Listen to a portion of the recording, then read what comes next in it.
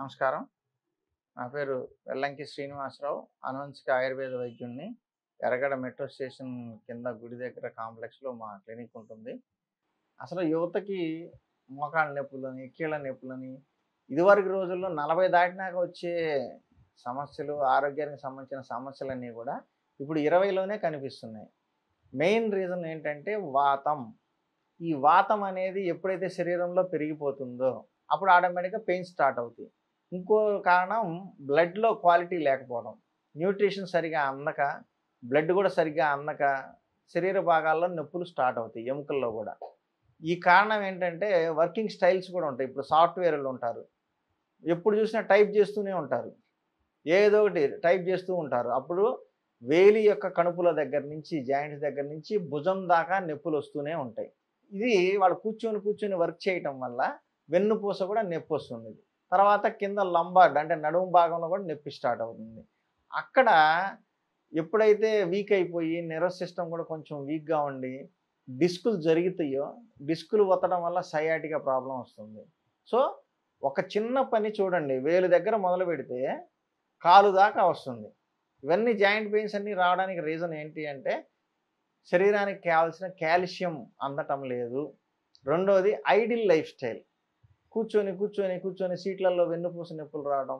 ఇవన్నీ ఎందుకు వస్తున్నాయంటే బాడీకి మూవ్‌మెంట్ ఉండాలి.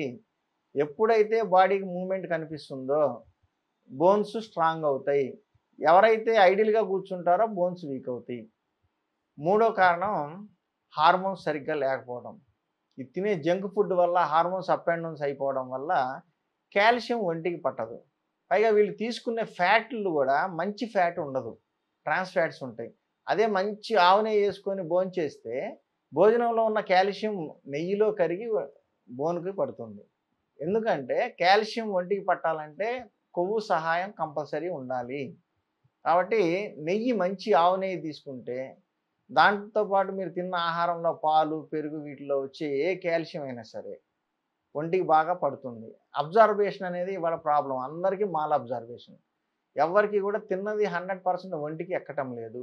20%, 25% డిపెండ్స్ ఆన్ బాడీ కండిషన్. కాబట్టి అబ్జర్వేషన్ పెరగాలంటే దానికి కాల్షియంకి సంబంధించింది కొవ్వు పదార్థం. కొవ్వు అంటే నూనెలు తింటున్నాం కదండీ, వేపుళ్ళు తింటున్నాం కదండీ, ఇవి కాదు. ఆవు నెయ్యి, నాటు ఆవు నెయ్యి, లేదు ఒరిజినల్ బర్రె దగ్గర, గేదె దగ్గర తెచ్చుకున్న గేదె నెయ్యి. ఒరిజినల్. ఈ డాల్డాలు కాదు. డాల్డా మిక్సింగ్ బయట దొరికే నెయ్యిలన్నీ కూడా డాల్డాలో మిక్స్ అవుతున్నాయి. ఎద్దు కొవ్వులు ఇయన్నీ కూడా చెత్తంతా కూడా కలిపేసి రంగేసి నెయ్యని అమ్ముతున్నారు. ఒరిజినల్ తెచ్చుకోండి. ఒరిజినల్ నాటు ఆవు నెయ్యి కాల్షియం బాగా ఒంటికి పట్టిస్తుంది. కొలెస్ట్రాల్ కాకుండా కాపాడుతుంది. కాబట్టి ఇలాంటి అలవాట్లు చేసుకోవడం వల్ల బోన్స్‌కి కాల్షియం బాగా అందుతుంది. అలాగే పాలు, పెరుగు, నెయ్యి ఇవి కూడా బాగా వాడుకోండి ఆహారంలో. వీటి వల్ల కాల్షియం పెరుగుతుంది. బోన్స్ స్ట్రాంగ్‌గా తయారవుతాయి. వర్క్ చేయండి.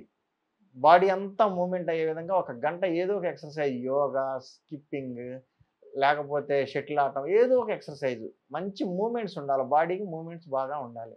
ఇలాంటివి చేస్తే బోన్ స్ట్రెంగ్త్ పెరుగుతుంది.